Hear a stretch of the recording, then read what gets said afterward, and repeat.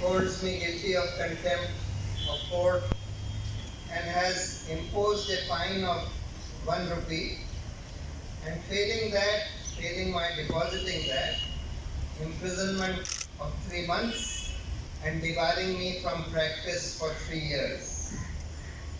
I had already said in my first statement to the court, and I quote, I am here to cheerfully submit to any penalty that can be lawfully imposed upon me for what the court has determined to be an offence and what I consider to be the highest duty of a citizen. Therefore, while I reserve my right to seek a review of the conviction and sentencing by way of an appropriate legal remedy, I propose to submit myself to this order and will respectfully pay the fine as I would have submitted to any other lawful punishment. I have always had the greatest respect for the institution of the Supreme Court. I have always believed it to be the last bastion of hope, particularly for the weak and oppressed, who knock at its door for the protection of their rights, often against a powerful executive.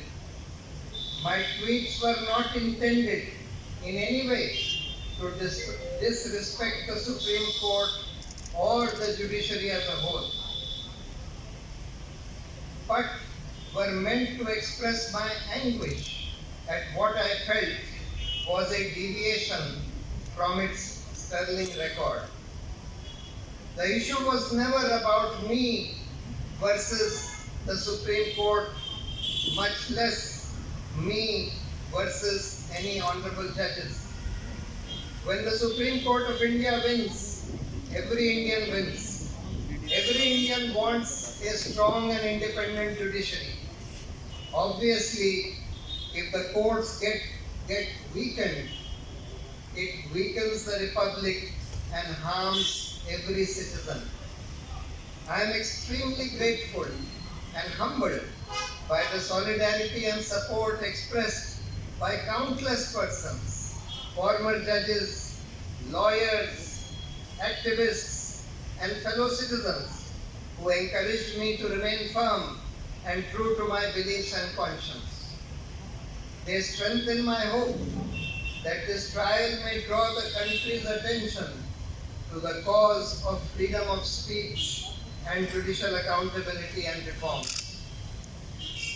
What is very heartening is that this case has become a watershed moment for freedom of speech and seems to have encouraged many people to stand up and speak out against the injustices in our society.